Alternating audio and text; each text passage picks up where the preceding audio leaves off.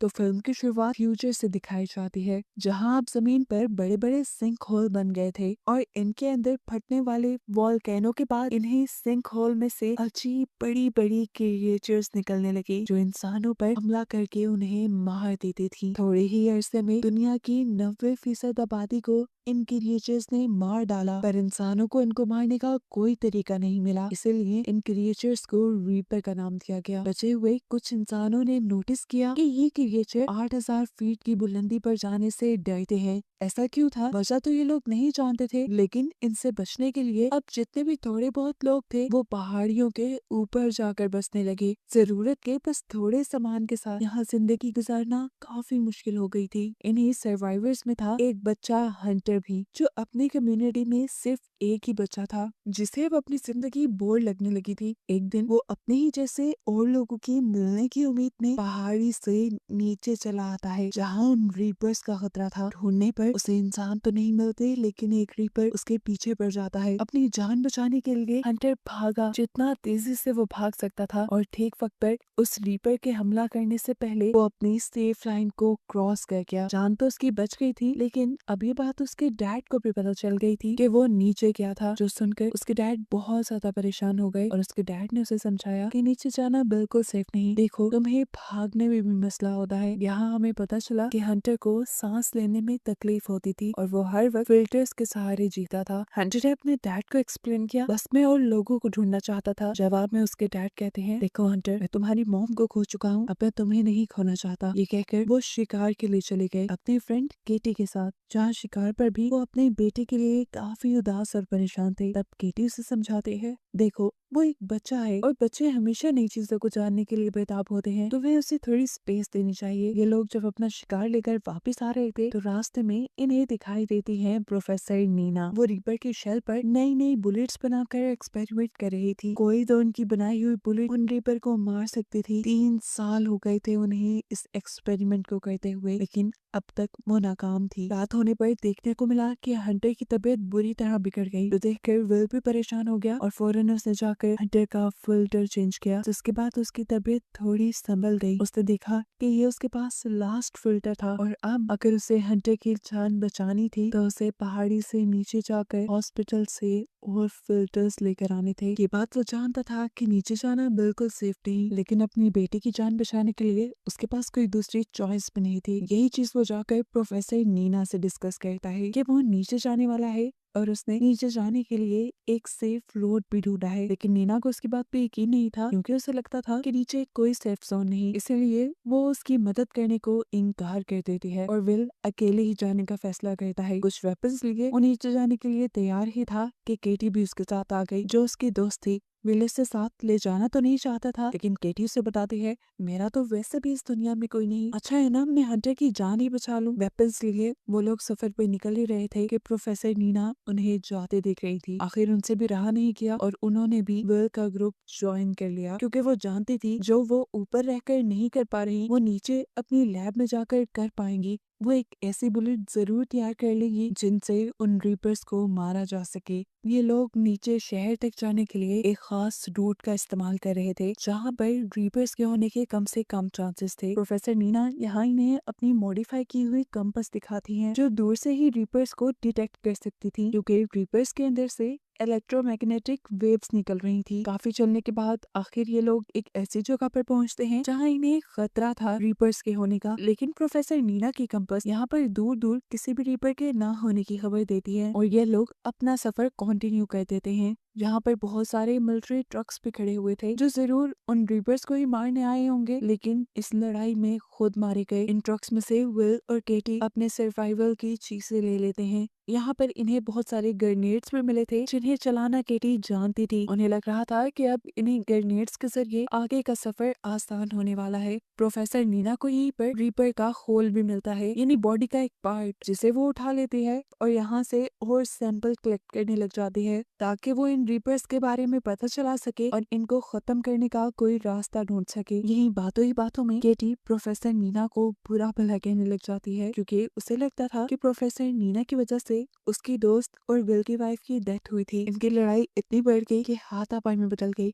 अभी ये लोग इसी सदमे थे कि अचानक उन्हें दूर से किसी रीपर के होने की आवाज सुनाई दी। आगे बढ़कर इन्होंने देखा ये कोई रीपर नहीं था, बल्कि यहाँ पर बहुत सारे घोड़े थे। और ये देखकर वो लोग हैरान हो गए कि रीपर्स जानवरों को नहीं मारते थे, वो तो सिर्फ इंसानों को मार रहे थे। ये लोग अब आगे चेयर लिफ्ट तक जाते हैं, जहाँ से इन्हें अपना अगला सफर कंप्लीट करना था। यहाँ आने पर प्रोफेसर नीना को अपनी कंपास से यही करीब एक रीपर के होने का एहसास होता है। ये लोग जब इर्द गिर्द देखते हैं तो उन्हें एक तरफ के दरख्त हिलते दिखाई देते हैं, यानी मॉन्स्टर वही था। अगर इन्हें अपनी जान बचानी थी तो फौरन यहाँ से भागना था। फिल और प्रोफेसर नीना बैठ जाते हैं चेयर लिफ्ट के अंदर, जबकि केटी इसकी पावर सप्लाई चलाने की ट्राई करती है। अब जैसे जैसे वो रीपर केटी के करीब आ रहा था, केटी घबरा रही थी। इसी घबराहट में वो रीपर के पास एक ग्रेनेड फेंक देती है, जिसकी वजह से वहाँ बहुत बड़ा धमाका तो हुआ, लेकिन रीपर को इस धमाके से कोई असर नहीं हुआ। ये लोग जल्दी से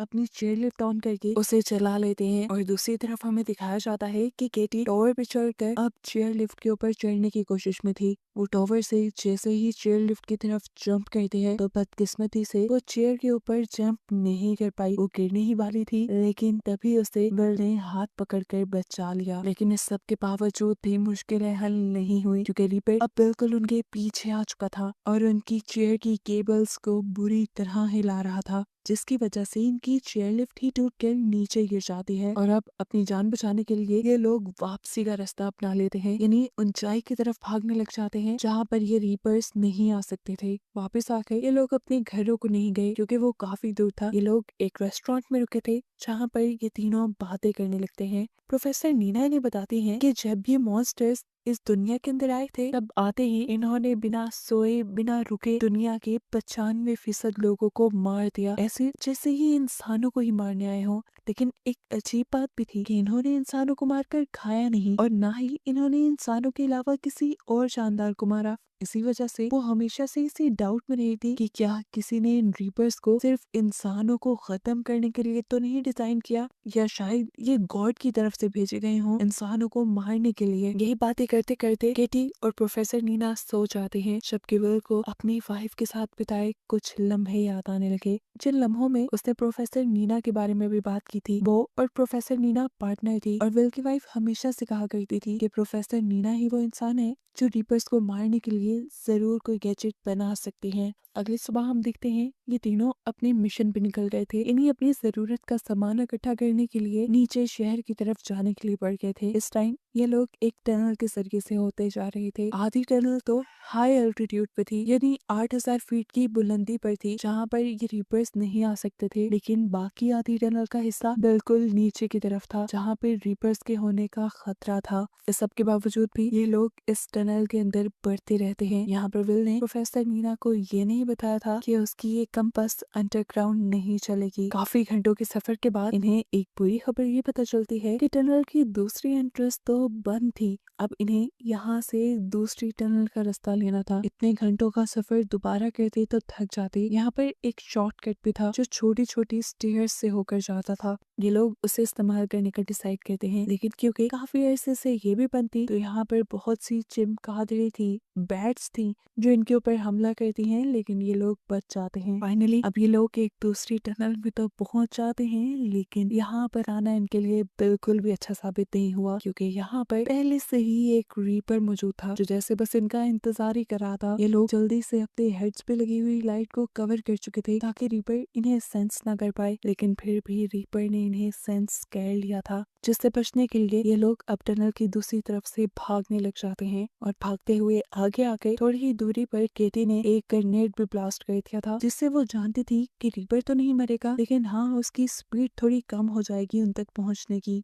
और ऐसा करने में वो कुछ % कामयाब हो भी गई थी, लेकिन अब भी रीपर उनके पीछे पीछे था। स्मिथ पीछे मुड़कर विल भी उनके ऊपर गोलियां चलाकर उन्हें रोकने की कोशिश करता है, लेकिन कोई भी गोली रीपर के ऊपर असर नहीं कर रही थी। किस्मत इनकी अच्छी थी कि इन्हें इसी टनल के अंदर एक छोटा सा और गार मिल गया, जिसके अंदर ये तीनों चले जाते हैं। इसी गार के अंदर रीपर भी अपनी जलती हुई टेल को इनके मुंह के बिल्कुल करीब कर लेता है, जिससे इनके सांस खुश्क हो गए थे। लेकिन विल ने यहाँ पर भी जहानत दिखाई और माचिस जलाकर दूसरी तरफ फेंक दी, जिससे रीपर रोशनी को दूसरी तरफ देखकर डिस्ट्रैक्ट हो गया। अब ये लोग इसी गार की दूसरी तरफ से रास्ता बनाते हुए यहाँ से बाहर निकलने की कोशिश करते हैं, लेकिन एक और मर्तबा रीपर इसी गार के अंदर अपनी टेल डालकर विल के ऊपर हमला करने की कोशिश करता है, क्योंकि वो पीछे था। लेकिन किसी तरह विल इस हमले से बच गया। केटी सबसे आगे थी। जल्दबाजी में वो एक ऐसी टनल के अंदर चली जाती है जहाँ पर एक और रीपर मौजूद था, और स्मिथ पर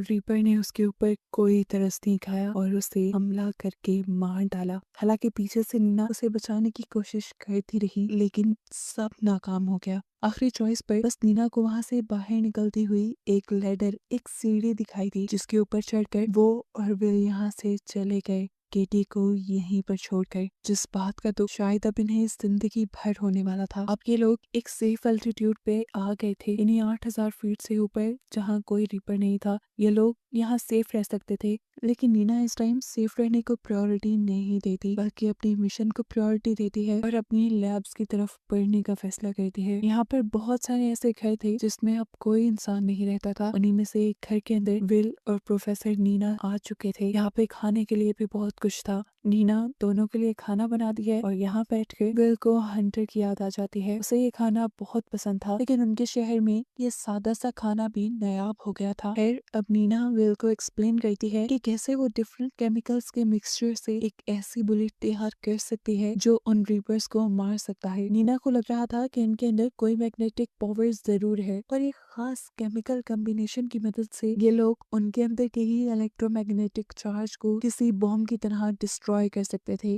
जिससे उन रीपर्स के मर जाने का 90% तक चांस है। विल को उसकी बातों पे बिल्कुल यकीन नहीं था, और अब विल को तो इस बात पे भी यकीन नहीं आ रहा था कि नीना की फ्रेंड यानी विल की वाइफ वो नीना की इस थ्योरी पे बिलीव करती थी। खैर, अगले दिन ये लोग लैब की तरफ बढ़ जाते हैं। पहला स्टॉप यहाँ पर विल ने एक हॉस्पिटल के पास किया था, जहाँ से उसे हंटर की मेडिसिन और फिल्टर्स लेने थे। गन लिए वो आगे बढ़े थे, क्योंकि जानते थे कहीं ना कहीं से इनका सामना रीपर से हो सकता है। लेकिन अभी तक प्रोफेसर नीना की कंपस ने इन्हें किसी भी मॉन्स्टर के यहाँ होने का इशारा नहीं दिया था। फाइनली विल को भी हंटर की मेडिसिन मिल जाती है, जिसका वो स्टॉक अपने बैग में रख लेता है, जितना वो रख सकता था। इसके बाद ये लोग तेजी से यहाँ से भागने वाले थे, लेकिन तभी उन्हें एहसास हुआ कि इस हॉस्पिटल के अंदर कोई रीपर छुपा हुआ है, जिसे नीना के कंपास ने डिटेक्ट इसलिए नहीं किया था क्योंकि वो कंपास अब खराब हो चुका था। ये लोग तेजी से उससे बचकर भागने की कोशिश करते हैं, लेकिन वो रीपर वॉल्स तोड़ते हुए इनके ऊपर हमला करने लग जाता है। यहाँ तक कि उसने तो अपने टेंटिकल की मदद से विल को कैद भी कर लिया था।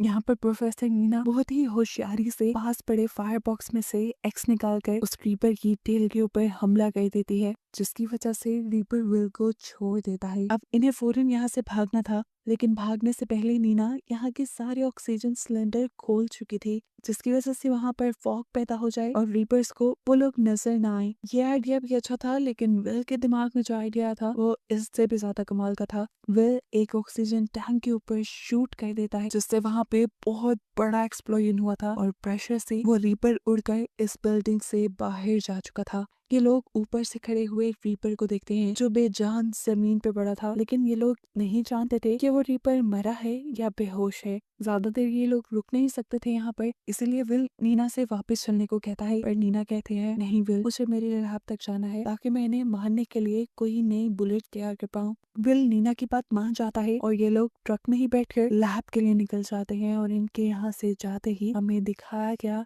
कि वो रीपर दोबारा होश में आ चुका था। इधर लैब में आते ही नीना अपना काम शुरू कर चुकी थी, जबकि विल इस लैब को विजिट कर रहा था, जहाँ पर उसे प्रोफेसर नीना की फैमिली पिक्चर भी दिखाई दी। ये देखकर वो शॉक रह गया कि नीना की एक फैमिली भी थी, क्योंकि उसने कभी अपनी फैमिली के बारे में कुछ डिस्कस नहीं किया था। ये सवाल करते ही नीना की भी आंखों से आंसू निकलने लगे और उसने बताया कि जिस दिन पहली मर्तबा रीपर्स ने दुनिया पर हमला किया था उस दिन मैं लैब में ही थी। मेरी फैमिली मुझे बुलाती रह गई, लेकिन मैंने लैब में रहने का फैसला किया और मेरी ही वजह से मेरी फैमिली मर गई और आज मैं जिंदा हूँ। ये सुनकर फिल भी काफी इमोशनल हो जाता है। नीना दोबारा बात कंटिन्यू करती है और कहती है, बस वो दिन था और आज का दिन मैंने इन रीपर्स से बदला लेने की ठान ली थी और देख लेना, मैं उनसे अपनी फैमिली का बदला जरूर लूंगी। खैर, ये बात करने के बाद नीना पीछे मुड़कर एक बुलेट शूट करती है रीपर के स्केल पर, लेकिन स्केल को अभी भी कुछ नहीं होता, जिसका मतलब था कि अभी उसकी बुलेट कंप्लीट नहीं हुई।